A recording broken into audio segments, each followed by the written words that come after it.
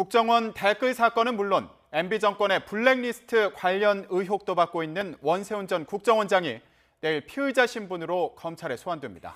이명박 정부 당시 국정원 관련 의혹과 관련해 다음 수사 대상은 누가 될지 관심입니다. 네, 취재기자 연결합니다. 조용성 기자. 네, 사이부입니다.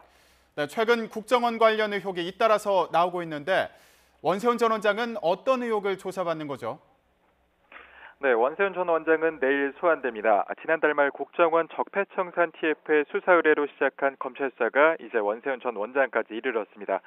원 전 원장은 지난달 30일 지난 2013년 국정원 댓글 사건 파기환송심에서 징역 4년의 유죄를 선고받고 현재 구치소에 수감된 상태입니다.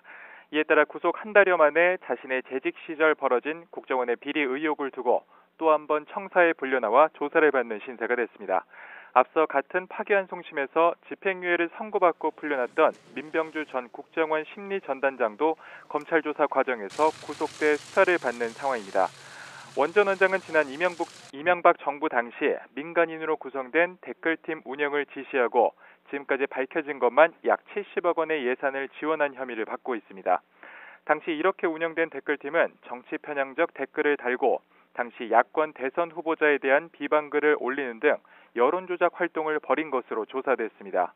이에 따라 검찰은 당시 원 전 원장이 이런 지시를 내리는 데에 청와대 등 윗선의 개입이 있었는지 집중적으로 확인할 전망입니다.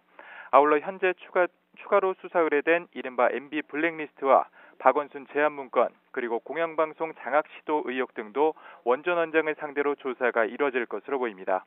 또 당시 블랙리스트에 올라 피해를 입은 문화예술인들이 조금 전 이명박 전 대통령 등 관계자들에 대한 고소장을 제출하기도 했습니다.